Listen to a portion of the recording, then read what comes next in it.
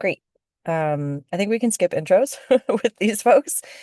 Uh, oh, we got someone else joining on the phone. This is Was that Kate? Kate. Yes. Okay. Hey, Kate. Um, all right, so we'll jump in. First thing, oh, we also got Darcy. Hey, Darcy. We're just getting started.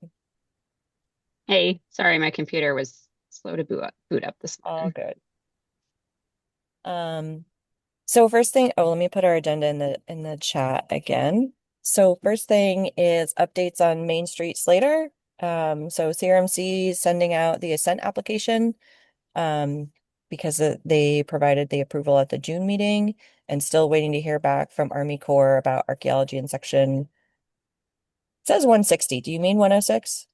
When it is It is 106. Yeah. okay. Yes.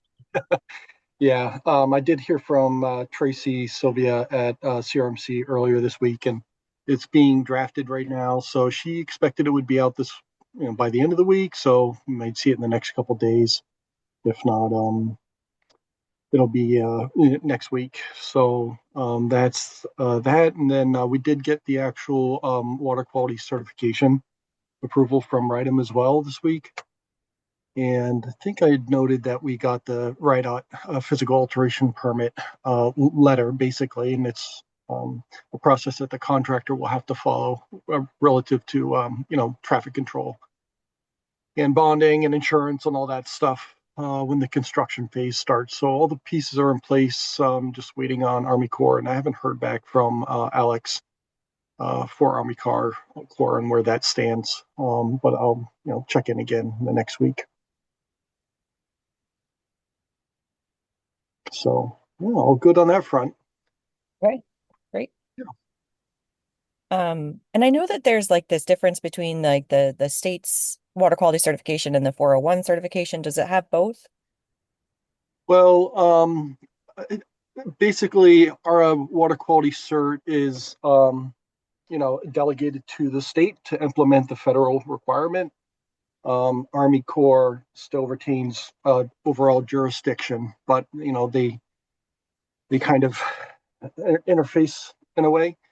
Um, but Army Corps doesn't duplicate what water quality cert is doing. They just assure before they issue their permit that the water quality cert has been issued by the state, and that is incorporated into the Army Corps' authorization. Okay. I just Yep. remember this coming up with one of the FERC projects. So just Yep. it's okay. Okay. Anything else on Main Street and Slater? Um, I guess just, from our part, we're trying to put some pieces together so we have a budget for the final design and bidding documents, so that we can provide that to write them in TNC, just so that again we have one more piece in place before, which will obviously be necessary for the construction. And then I don't know if is it Kyle, she's not on from PRA or the town for the city of Pawtucket. So of course that process is she indicated that they've made awards to different developer entities for different parcels, but they did reflect all of them reflected open space for the park upstream of Main Street. So I think that there may be some things that could be moving forward for construction phase easements and post construction O&M easements, but yeah, we're just kind of waiting for the city to be ready to engage on that. And a scope, we don't have a scope for that right now or a budget, but I think that's just a matter of coordinating with Kelly and Scott at TNC. Okay, great. I got a one kind of tangential, Stephanie. So Congress is working on WERDA. I can't remember what that stands for, but that's like the Army Corps. And they built in a couple of things that I think would be really helpful. I think this is something John O'Brien was working with them on. But they bumped the amount up 15 million. And they also built in some language that would allow for external designs to be used. So that's like a critical one for us. And so one of the things I think we ought to start thinking about is looping back with Army Corps and getting them back involved here. I mean, that would be a big chunk, 15 million, so that we could make some significant progress. So got my thumb on that. That's late breaking. It'll depend on whether it passes, but I guess there's some optimism for that, at least from our congressional delegation. So yeah, wanted to give that update. I thought that was some good news. Yeah, absolutely. And so that 15 million is per project, Max? I think so. And it may even say like Lower Blackstone very specifically in it. Yeah. So I, yeah. I know when we talked to the delegation before, um, and I'm gonna blank on the woman's name, it starts with an M, um, who Mariah. Mariah. Okay, there's another Maylee I was thinking of actually, but that's Oh, okay. yes. Everyone with an M. We'd spoken to them and they said that when they were doing the reauthorization, they would include language that was specific to the lower Blackstone so that it could be used for any of these projects and there wouldn't be a question, Yeah. which is great. Good news. We'll just have to keep our thumb on it, see how it plays out. Yeah, is there anything helpful that any of the partners can do on that or not yet? That's a good question. I don't have a response for you, but I will ask Ryan here at DEM, and you've got your connections with the senators' offices too, so you could ask them directly as well. But yeah, I'll circle back if Ryan thinks there's anything that could be helpful. Um, oh, Darcy, do you want to talk about that? That was just the last update I heard from the Association of National Estuary Programs policy team, which is partially, helping work on um, the WRDA package in part because it has the reauthorization for the broader National Estuary Program in it also. So they said, it passed the EPW Senate committee, and now they're just working to get it through the full Senate and make sure that kind of everything stays in as written. But that was the update we just got yesterday. So I thought I'd just pass that on. That's great. Thank you. I'm trying to make sure this is all reflected in our notes. Um, do we have, this is always like a challenge with federal, do we have any kind of timeline on when that would be? I don't. I mean, I think it needs to pass first. So that's like, I don't even know when that is. So I don't know. I think it's probably not this year if I had to guess. Okay. Um, so since we were talking about funding, I can also throw in that, and I shared this with a couple of you. I was on a different call with some folks from NOAA. I mean, yeah, NOAA, and they mentioned that we should be hearing back about our NOAA applications within the next few weeks, which is pretty exciting. It made me wonder whether they would say anything to us and like let us know if it was a no, but maybe they would either way, just because it's been almost 2 years now. But either way, it'll be nice to close the loop on that and know whether, great, we have implementation funding, we can kind of proceed and our timeline is zoomed up, or that didn't work and we definitely want to be able to think about other funding options and start pursuing those. So good timing to at least know what's going on with that. So let us know when you hear. That's great, Stephanie. I hadn't heard that at all. So that's Okay. fantastic. We might get some movement there. Yeah. Yeah. Um, I I feel like if they reached out enough to say we should hear in the next month, then probably we will. I imagine that things are kind of buttoned up on their end and they know, and it's just a matter of getting the word out. And that was like 2 weeks ago, so pretty soon, I would say. Hopefully by our next meeting. Um, Great. Anything else on funding while we're on funding? Okay. Darcy, I know you guys have funding coming up eventually as well, and so I think we Yeah. talked about this at the last meeting a little bit. Yeah. I can just mention it now if you want me to. Sure.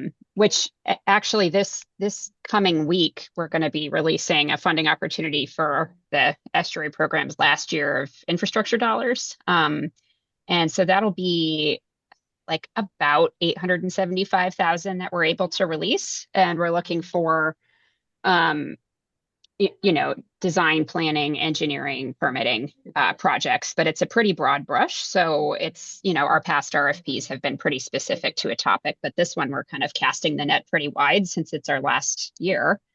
So it's really for projects that advance water quality and habitat restoration kind of writ large, that otherwise implement our comprehensive conservation and management plan. And then we're asking folks to cite how they'll implement at least one other kind of local, state, or regional plan. So looking at like watershed plans or specific habitat restoration plans or things like that. So that we're trying to get out early next week and then leave it open for until like the beginning of October, just because we know when funding drops kind of randomly, it can be hard to get things together. So anyway, we're hoping to leave like a pretty long lead time for that application process. And folks can reach out to us if they have questions about project eligibility or anything like that, because we don't vote on the projects, so we're able to help with that. Um, I think that's basically it. We're not planning to require match on this award either. And then the other opportunity that we think that we will have to release in the spring is close to $2 million more for implementation. So kind of late stage planning, permitting, implementation projects. And that is basically EPA is passing through to us the funds that would normally go to the SNP SWIG program run through Restore America's Estuaries. They just weren't able to get that in place for next year because they have a contracting lapse. So they reached out to us to see if we could kind of funnel the funds for the Narragansett Bay estuary region. Which includes the watersheds of Narragansett Bay, Little Narragansett Bay, and the coastal ponds. And then Buzzards Bay Estuary Program also has some funds for their watershed area as well. So that's kind of that'll be next spring, but you should see the announcement for the infrastructure funds sometime next week. Thanks, Darcy. And both of Yeah. those awards are typically a max of like 250. Is that right? That is what we're looking at for the infrastructure funds, but for the SNP, for the implementation awards, we're looking at a higher cap. We haven't totally decided yet, but that'll, I think we'd be looking more at sort of the traditional SWIG grant cap of like $500,000 for those. But we need to do a little more outreach and talking to people to understand what the needs really are for that. But I think bigger awards help us keep down the number of subawards too. And it's just nice to be able to get more funds in a single grant. So we'll definitely be looking at bigger awards for those SNP dollars in the spring. Okay, great. Thank you. Sure. Any questions, just let me know. Does anyone have any questions for Darcy? Not now, but we'll probably be connecting Darcy. Yeah. Sounds good. I'll look forward to it, Jason. Great. So maybe moving on to Elizabeth Webbing. Nils, do you want to provide if there's any update about the technical report? Yeah, just still working on that. We've had some, obviously, staff on PTO the last couple of weeks and graduations, things like that. So we've been trying to put the final pieces together and review it. Right now, we're hoping to get a meeting next week or in the next couple of weeks with Matt and Jason and Phil and others on the fish, fish program to review it, and then we can then forward it along. So really, that's kind of the update. Excuse me. Outside of course, any conversations that Jason has had with Mr. Yep. Excuse me. Yeah, same.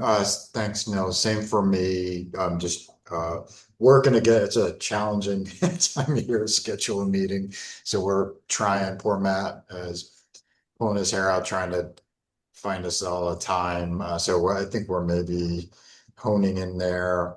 Um, yeah, I don't know. Maybe I'll mention we had the short discussion about the email we received from NPS, but nothing really to report there beyond your excellent response, Stephanie. And yeah, maybe I know it's a sub bullet on the agenda. I'll just throw it in now since my mic's open.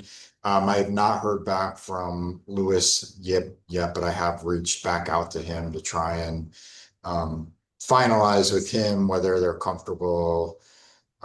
Even, that's like kind of like a really high level, at least for DEM, a high level decision point there. If he says no, then that's kind of problematic because we're locked into an agreement. We need him to amend it to move forward. So, but if you recall, he was open to more modest um, decreases or sorry, lowering, which we have in our range of options. So, we just need to sort of Schrodinger's cat that one decision, and then we know which one of those will be viable or which set of them will be viable.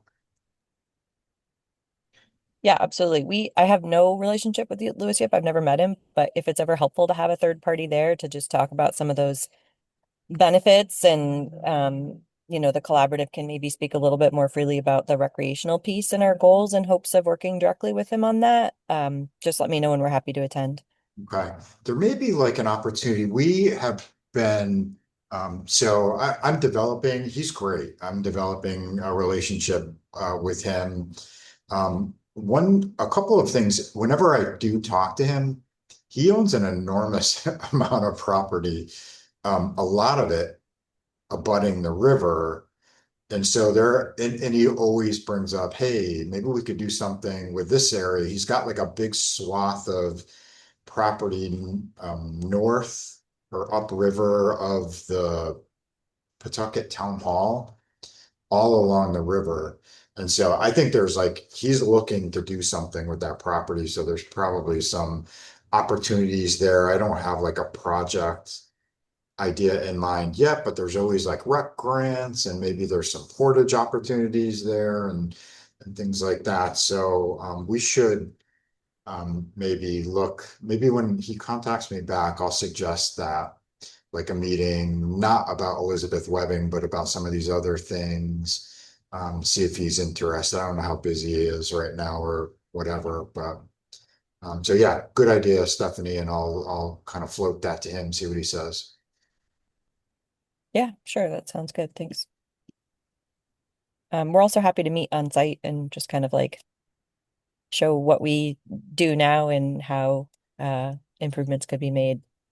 Most anything would be an improvement. It was funny. I met him at his office, the last meeting I had with him, and he's like literally on the other side of the bridge from Elizabeth Webbing Dam. He's just like right up the road. So yeah, he could walk there if we wanted to meet on site. Yeah. Yeah, I know that one place that he does own that also already had portage in the past, but kind of got depleted, was behind the Chinese Christian church. In Pawtucket, it's right on Roosevelt Ave, and we paddle by it every September, and it's just like a bombed out little dock that you could tell was like loved, excuse me, loved for a while. And he was talking about that when I was meeting with him at the Tidewater Symposium.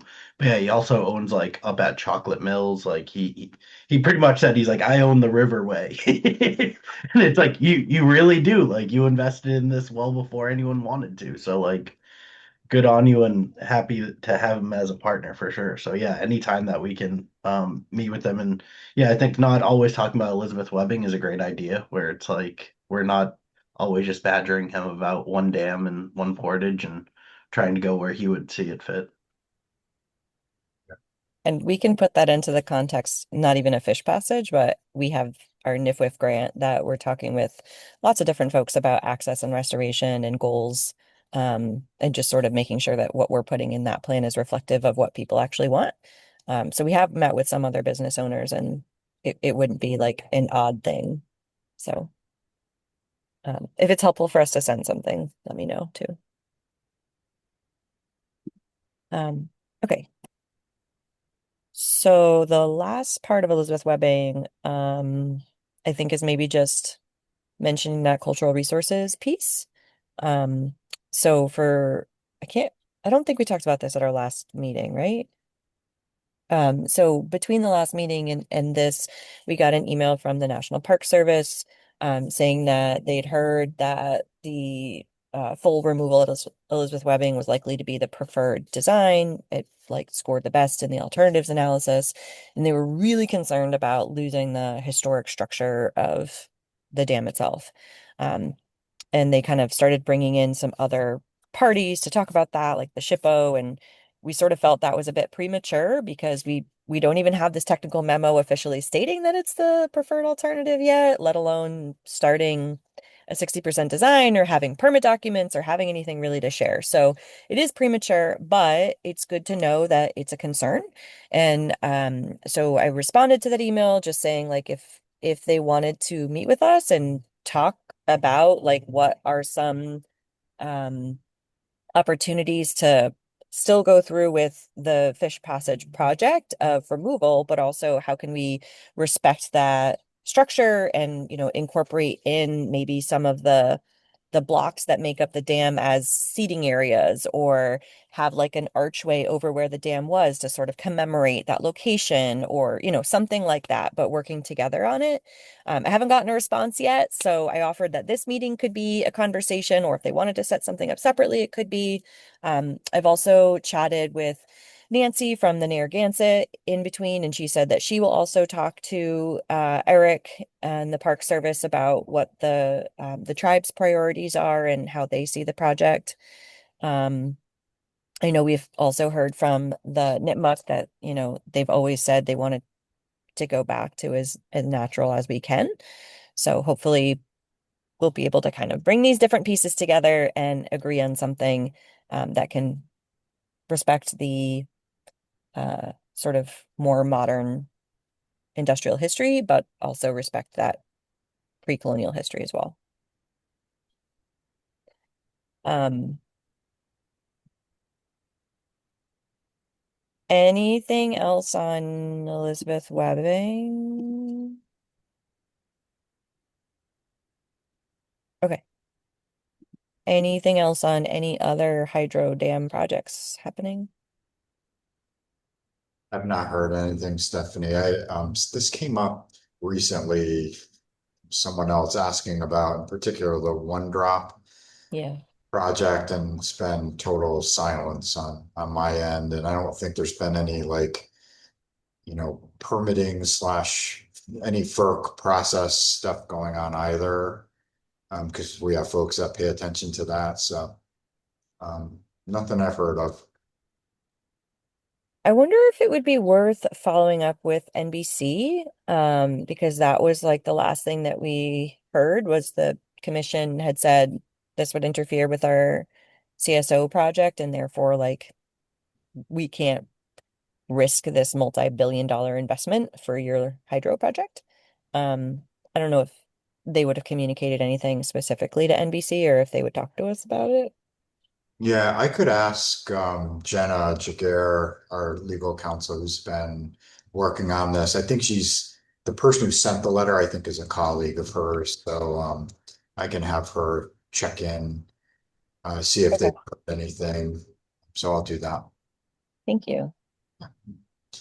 And I'm gonna have to drop here. I apologize for such a short visit, but yeah, let me know if there's anything. Shoot me an email or something, or tell Matt and he'll take me to task.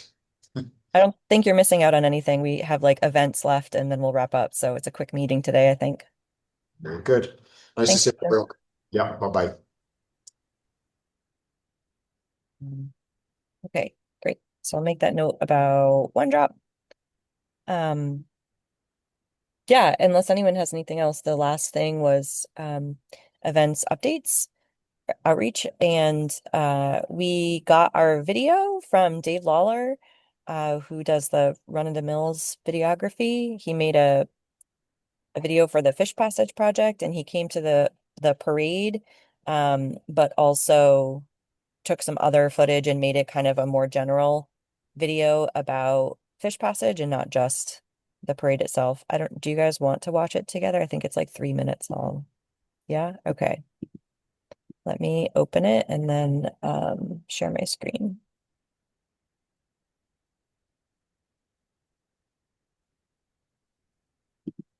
I might ask someone else to do this actually, because my computer's kind of struggling being in the car connected to my Yeah, phone. I can do that for us. Thank you, Kevin.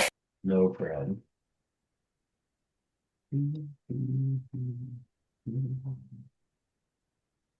For centuries, people have debated the future of now.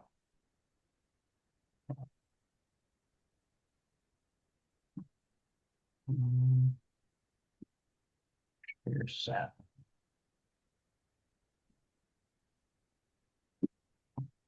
Alrighty, let me know when you can see.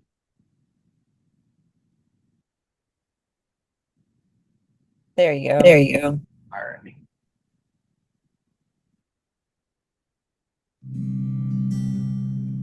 For centuries, people have debated the future of migratory fish in the Blackstone River. Records of colonial era disputes over river obstructions and fish passage show that challenge of helping fish return to their historic habitat is nearly as old as the region itself. Today, that effort continues. This video captures the 4th annual fish migration parade. In the second year, that event has taken participants onto the water by kayak to explore the Lonsdale Marsh. This marsh once served as an important habitat for migratory fish species that traveled between Narragansett Bay and the Blackstone River watershed. As participants paddled these waters, they experienced firsthand the landscape we are working to reconnect. The Fish Migration Parade was created to raise awareness about the return of migratory fish to the Blackstone River and to celebrate the progress being made towards that goal. Through paddling, music, storytelling, and community gathering, participants had the opportunity to learn about the river's history and imagine what its future could look like once fish are again able to reach their historic habitat. This event brought together partners and community members from across the watershed. Speakers included representatives from the town of Cumberland, the Rhode Island Department of Environmental Management, the Narragansett Indian Tribe, the Hassanamisco Band of Nipmuc, and the Blackstone River Watershed Council. Participants were led from the gathering area to the river by the drumming of Jeff Pegram and the flute music of Mixashan, recognizing both the cultural and ecological significance of these waterways. Over the past several years, project partners have made significant progress towards restoring fish passage in the lower Blackstone River. Work is actively underway at the Main Street Slater Mill and Elizabeth Webbing Dam, with planning, permitting, funding, and alternative analysis helping move these projects closer to reality. Together, these efforts represent the first major step towards reconnecting the Blackstone River and restoring access to historic habitat for migratory fish. But fish passage is about more than engineering, permits, and dam removal. Bruce Curlis, a tribal member of the Hassanamisco Band of Nipmuc, often reminds us that these fish are more than a resource. They are family. For indigenous communities who have lived along these waters for countless generations, the return of migratory fish is not simply about restoring an ecosystem, it is about restoring relationships that have been interrupted for centuries. As we work to reconnect the Blackstone River, we are doing more than creating a pathway upstream. We are helping to bring family members home.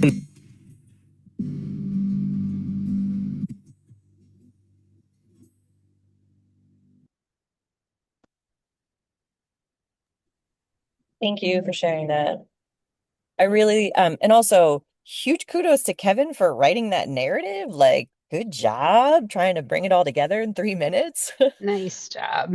Yeah. And thank you to NVP for funding that video unexpectedly.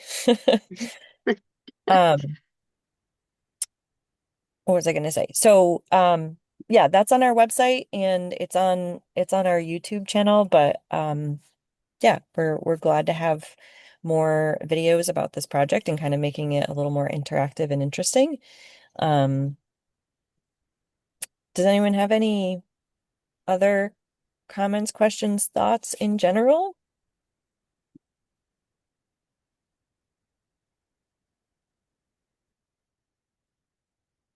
It looks really good.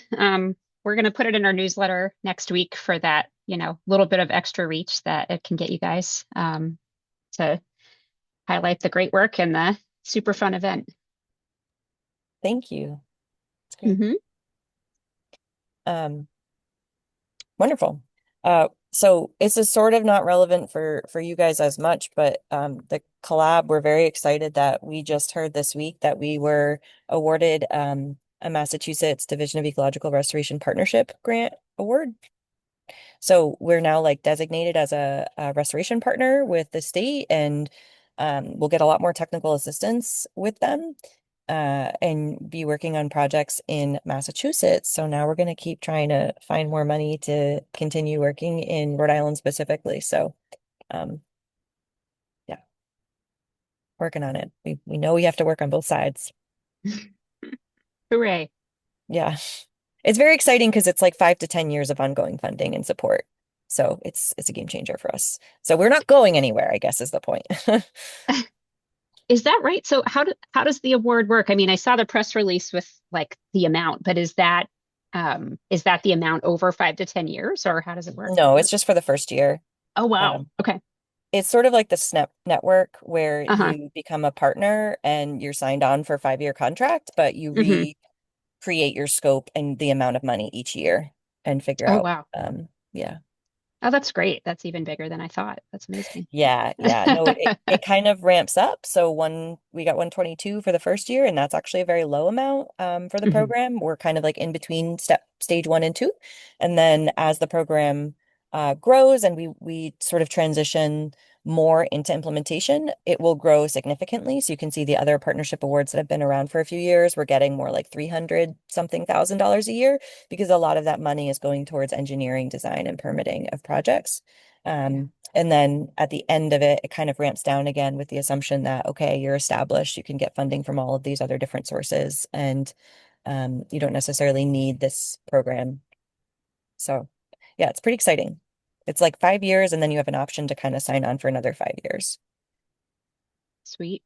Yeah, and the Congratulations. That's thank huge. you. Yeah, it's huge. Sure is. Um, yeah.